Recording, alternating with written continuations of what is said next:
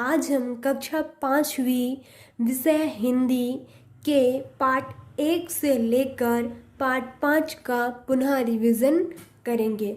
हमारा पाठ 1 से लेकर पाठ 5 तक पढ़कर हो गया है, ठीक है। तो आज हम फिर से उन पाठ 5 की जानकारी हासिल करेंगे। तो हम लोगों का कक्षा 5वीं विषय हिंदी का फर्स्ट लेसन था प्रार्थना, ठीक है। पार्ट 1 क्या था? प्रार्थना। इसे हम लोगों ने पढ़े थे, जिसमें बच्चे प्रभु से दान मांग रहे थे। दान में क्या मांग रहे थे? भक्ति। इसके कुछ मीनिंग्स थे। कॉलम सही जोड़ियाँ थी, fill in the blanks, question answer करे थे। उसके बाद यहाँ पे कुछ दिया है भाषा की बात, जिसमें दिया है पर्यायवाची शब्द, ठीक है। तो आप लोगों ने ये पढ़ के देखे पर्यायवाची शब्द क्या होता है। पर्यायवाची शब्द समान अर्थ या मिलते जुलते अर्थ का बोध कराने वाले शब्द समानार्थी या पर्यायवाची शब्द कहलाते हैं। जैसे कि हमने पढ़े थे सूर्य। सूर्य के समानार्थी या पर्यायवाची शब्द क्या होते हैं? सूरज, भास्कर और दिनकर, ठीक है। उसके बाद है नदी। नदी के पर्यायवाची शब्द क्या होते हैं? सरिता, सरी, भविष्यनी। फिर हवा। हवा के पर्यायवाची शब्द वायु, पवन, समीर। पानी के जल, नीर, वारी, ठीक है। तो ये आप लोगों को होमवर्क दे दिया गया था कि आप अपनी कॉपी में लिखेंगे, ठीक है। उसके बाद है नीचे दिए गए शब्दों में से जो शब्द समान अर्थ का बोध नहीं कराते हैं उन पर गोला बनाइए। तो जो समान अर्थ का बोध नहीं करा रहे हैं, ये जो शब्द दिए हैं, जैसे सागर। सागर के यहाँ पे समानार्थी शब्द दिए हुए हैं, जैसे जल्दी, सरिता। उसके बाद है रत्नाकर। तो जो सागर के समानार्थी शब्द नहीं है, जो मेल नहीं खाते हैं, उन पर हमें गोला लगाना था। तो यहाँ पे सरिता जो सागर के समानार्थी या पर्यायवाची शब्द नहीं है। उसके बाद है गंगा। गंगा का जो समानार्थी शब्द नहीं है सारिका, इस पे आपको गोला लगाना है। उसके बाद है जन्मभूमि। जन्मभूमि का समानार्थी शब्द प्रदेश नहीं है, मातृभूमि है और वतन है। उसके बाद है नेत्र। नेत्र के पर्यायवाची शब्द नासिका नहीं है, ठीक है। तो आपको इस पर गोला लगाना है। उसके बाद था नीचे दी गई शब्द पहली को ध्यान से देखें। इसमें नीचे लिखे हुए शब्दों के दो पर्यायवाची या समानार्थी शब्द, उन्हें छांटकर लिखिए। हमें आकाश, कमल, पहाड़, अग्नि, घर, पानी, दिन, इनके दो पर्यायवाची शब्द यहाँ पे छांट कर यहाँ पे फिलअप करना है, ठीक है। जैसे कि पहला आकाश का एक दे दिया गया है, जैसे कि नभ। आकाश का पर्यायवाची शब्द होता है ना नभ, तो हमें यहाँ पे नभ, ये अपना पहला पर्यायवाची शब्द हो गया नभ। आकाश का एक और पर्यायवाची शब्द ढूंढना है, तो वो क्या होगा? गगन।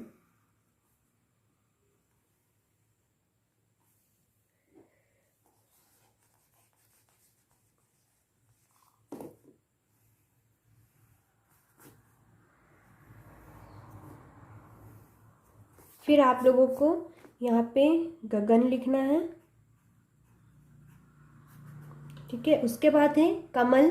कमल के दो पर्यायवाची शब्द ढूंढना है। कमल का पर्यायवाची शब्द जलज, आप यहाँ पे जलज लिख लीजिए।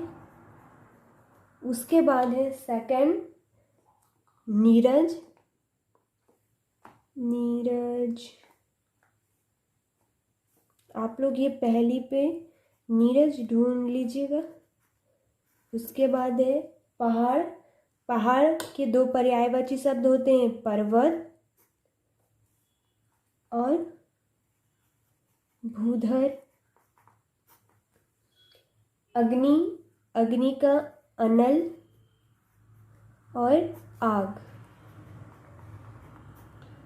घर, घर, भवन और सदन। पानी, नीर, जल। दिन, रोज और दिवस। ठीक है, ये आपको पुनः अपनी कॉपी में 1 से लेकर पार्ट 5 का नाम डालकर ये आपको फिर से करना है। भाषा की बात वाला, भाषा की बात जो दिया है उसमें, जैसे इसमें दिया है पर्यायवाची शब्द, तो आपको पहले ऊपर हेडिंग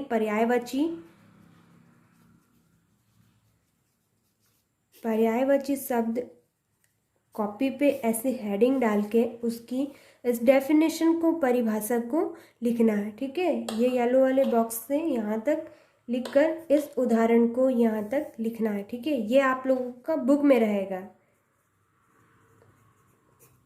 ठीक है, इसको आपको कॉपी पे नहीं करना है, ये बुक पे ही सर्कल बना देना है। ठीक है, उसके बाद ये आप लोगों को सेकंड क्वेश्चन करना है। ये पूरे आपको अपनी कॉपी में पर्यायवाची शब्द लिखना है। ये पहली आप लोगों को नहीं बनाना, ये पहली यहाँ पर सर्कल बना के सिर्फ यहाँ पे आंसर लिखना है। ठीक है, उसके बाद हम लोगों ने सेकंड पार्ट पढ़ा था।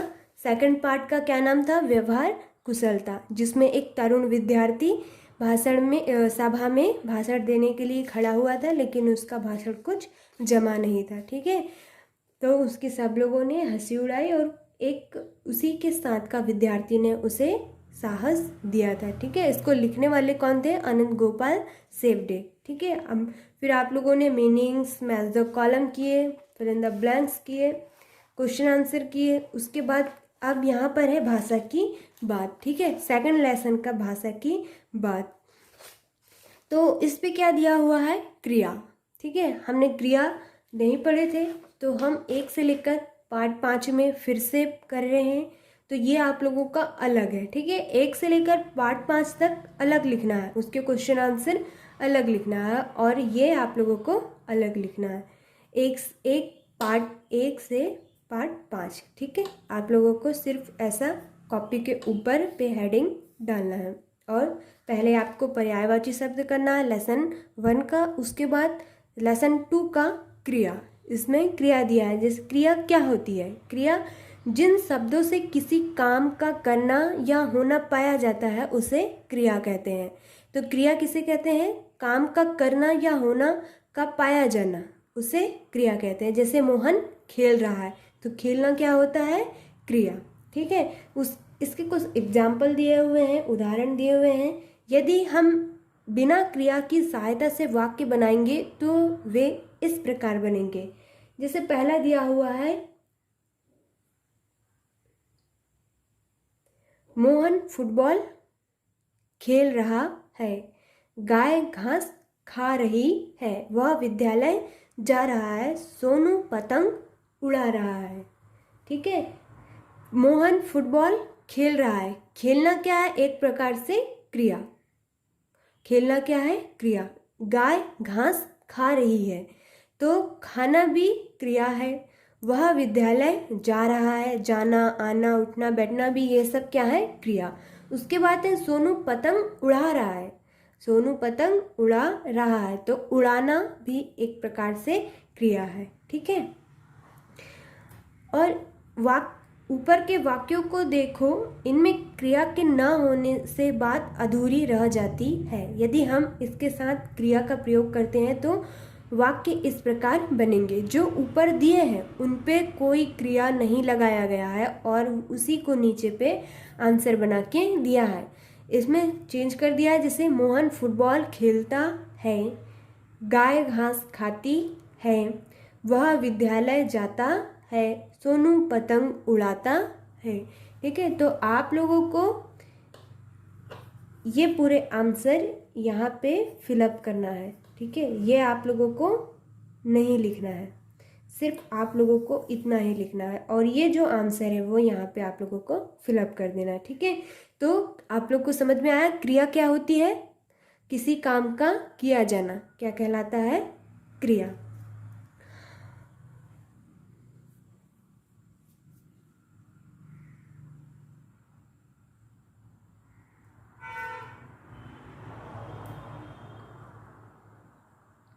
फिर नीचे दिया हुआ है, निम्नलिखित वाक्यों को ध्यान से पढ़िए और समझिए कि इनमें क्या अंतर है।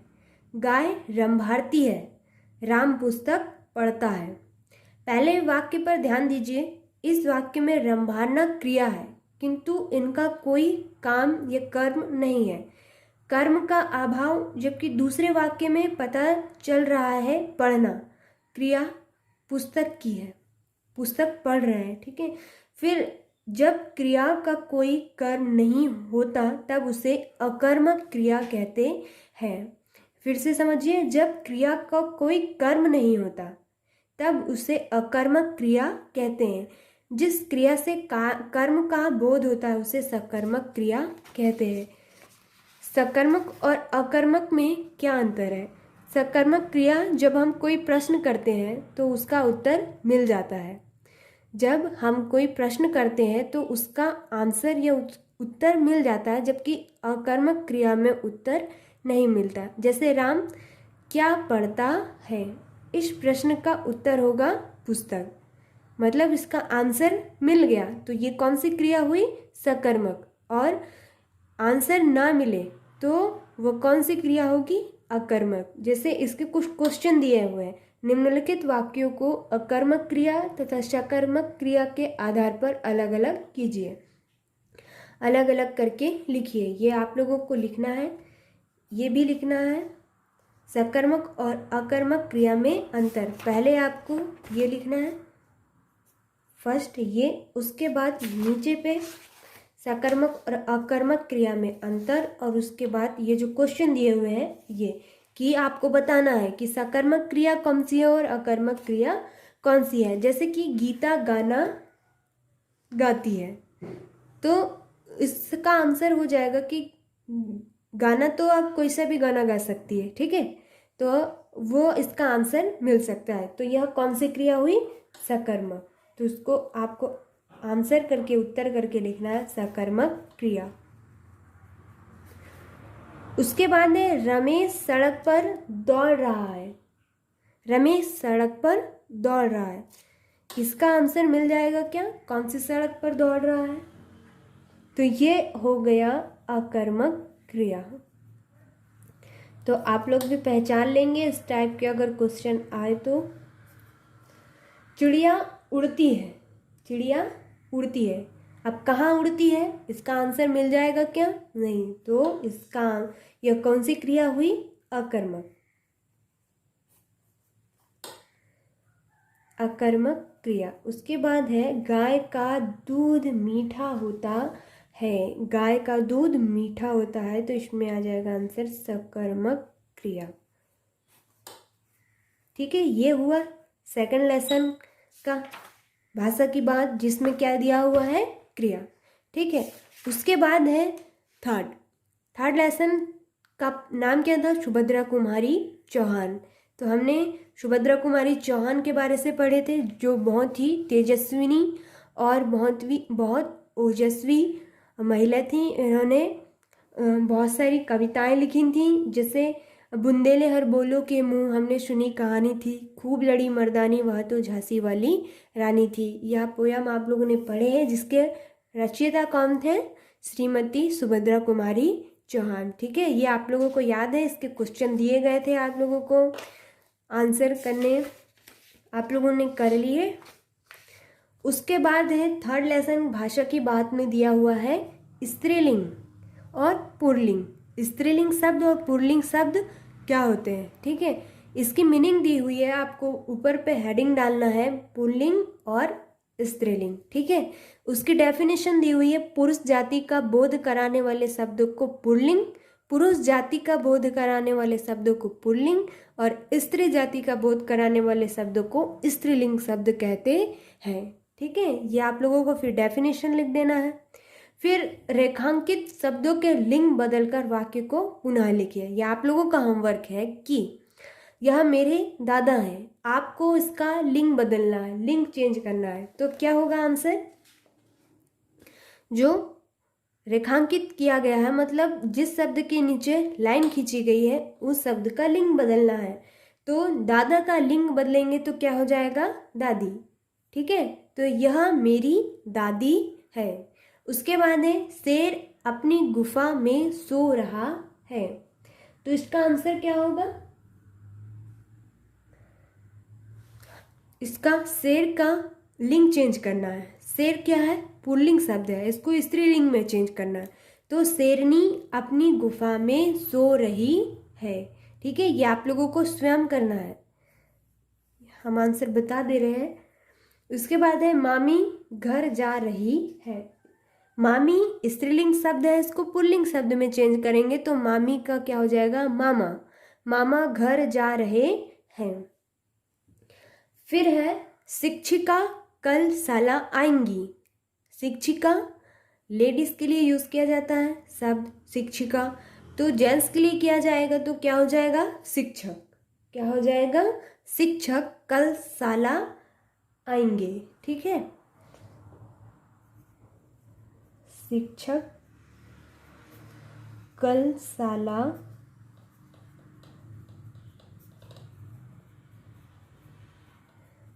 आएंगे। उसके बाद है यहाँ महिलाओं का सम्मेलन हो रहा है। यहाँ पे महिलाओं को चेंज करेंगे तो क्या हो जाएगा? यहाँ पुरुषों का सम्मेलन हो रहा है। महिलाओं की जगह पे क्या आ जाएगा? पुरुष। तो आंसर बन जाएगा यहाँ पर पुरुषों का सम्मेलन हो रहा है। उसके बाद है नीचे दिया है, नीचे दिए गए शब्दों के लिंग बदलिए। ये जो शब्द है ये पूरे के पूरे पुल्लिंग शब्द है, इसको हमें स्त्रीलिंग में चेंज करना है। तो पहला बालक, बालक का लिंग स्त्रीलिंग में चेंज करें, बदले तो क्या हो गया? बालिका। ठीक है, उसके बाद है छात्र। छात्र,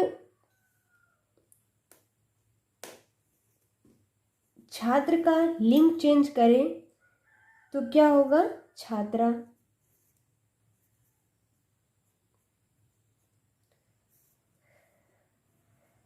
घोड़ा का लिंग चेंज करें तो घोड़ी।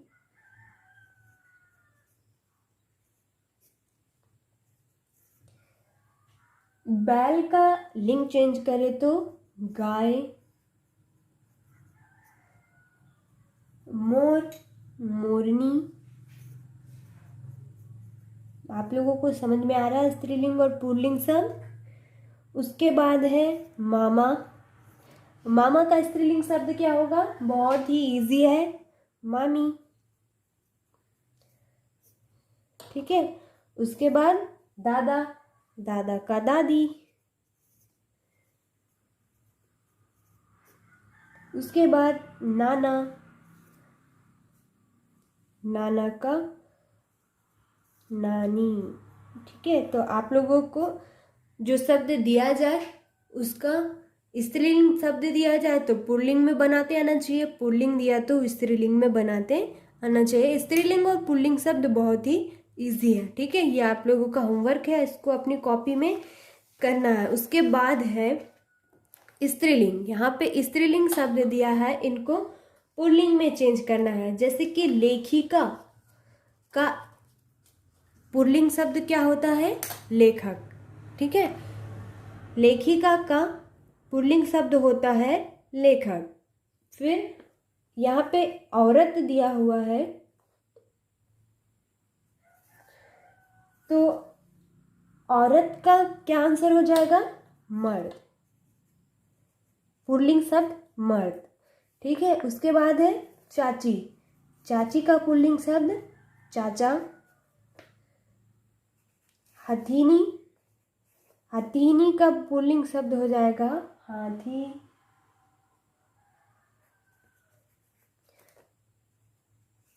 फिर है सास। सास का ससुर पुल्लिंग शब्द। फिर उसके बाद है कवित्री का पुल्लिंग शब्द कवि। शिष्या, शिष्या का पुल्लिंग शब्द शिष्य।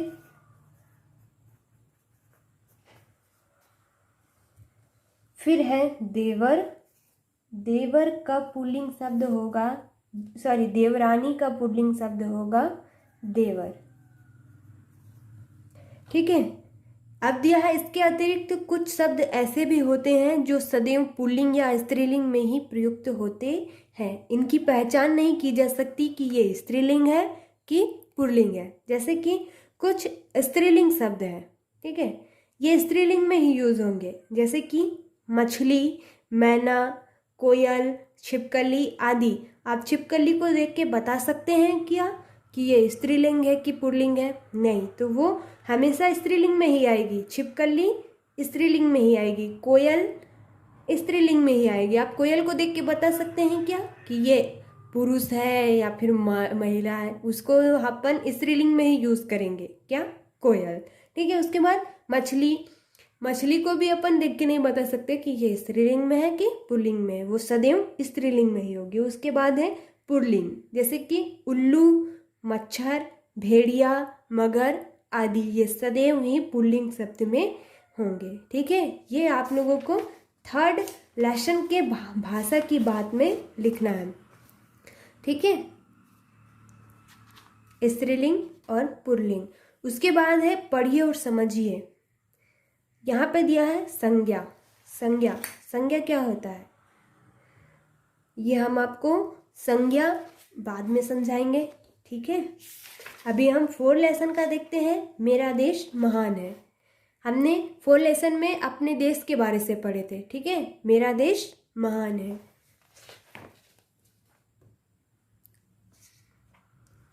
इसके सारे क्वेश्चन के आंसर आप लोगों ने कर लिए।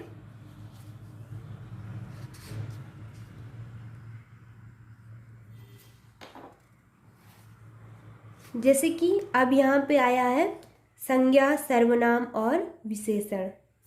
संज्ञा, सर्वनाम और विशेषण। संज्ञा क्या होते हैं? किसी व्यक्ति, वस्तु, स्थान या भाव के नाम को क्या कहते हैं? संज्ञा।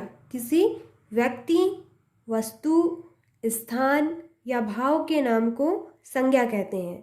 फिर है सर्वनाम, जो शब्द संज्ञा नाम के स्थान पर प्रयोग किए जाते हैं उनको सर्वनाम कहते हैं। ठीक है। विशेषण, ये हम आप लोगों को फिर से लिखकर फिर से समझाएंगे, ये आप लोगों को नहीं करना। उसके बाद है 5th लेसन। 5th लेसन में हमने क्या पढ़े थे? इंद्रधनुष के रंग। तो इंद्रधनुष में कितने रंग होते हैं? 7, जिसका एक छोटा सा फॉर्मूला दिया गया था, सूत्र दिया गया था, बैजानी हपी नाला। ठीक है। तो बैजानी हपी नाला से सारे रंगों के नाम आ जाते हैं।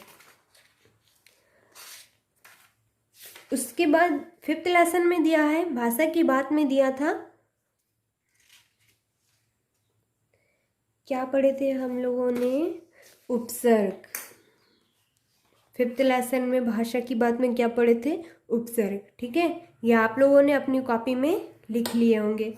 उपसर्ग की डेफिनेशन, उसकी परिभाषा, उसके उदाहरण, एग्जाम्पल, इसको पुनः आपको फिर से 1 से लेकर 5 तक के पार्ट का पुनः रिवीजन में फिर से लिखना है। ठीक है, तो ये हो गया हम लोगों का 1 से लेकर 5 लेसन तक का फिर से रिवीजन। ठीक है, आप अपनी कॉपी में फिर से करेंगे तो आप लोगों को याद है ना कि पहले क्या होगा? पहले हमें पर्यायवाची शब्द लिखना है, उसके बाद क्रिया लिखना है, फिर उसके बाद पुल्लिंग और स्त्रीलिंग शब्द लिखने हैं। फिर ये हम आप लोगों को संज्ञा, सर्वनाम, विशेषण अलग से कराएंगे, ये आप लोगों को नहीं लिखना है। आप लोगों को क्या लिखना है? उपसर्ग। ठीक है, तो आप लोगों के होमवर्क में कितनी चीज़ें आ जाएंगी?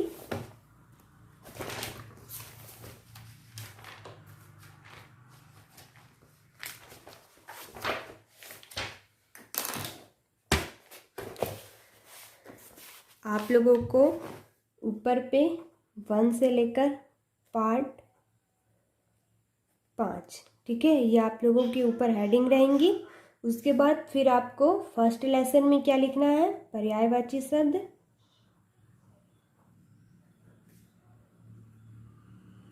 उसके बाद है क्रिया, फिर है आप लोगों को उपसर्ग लिखना है, उपसर्ग की परिभाषा और वो जो एग्जाम्पल दिए हैं। उसके बाद 4 में है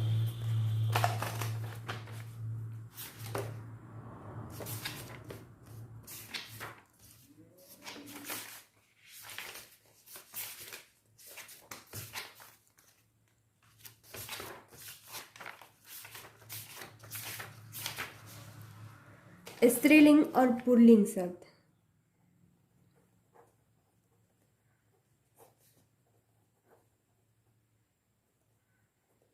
ठीक है, ये आप लोगों को ऊपर ऐसे हेडिंग डाल के 1 से लेकर पार्ट 5, उसके बाद ये आप लोगों को लेसन पार्ट 1 करके पर्यायवाची शब्द लिखना है, पार्ट 2 में क्रिया लिखना है, 3 में उपसर्ग, 4 में स्त्रीलिंग पुल्लिंग पार्ट के नाम डाल के ये इसके डेफिनेशन और एग्जाम्पल करना। ठीक है, आप लोगों को ठीक से समझ में आ गया, कॉपी में लिख लीजिए।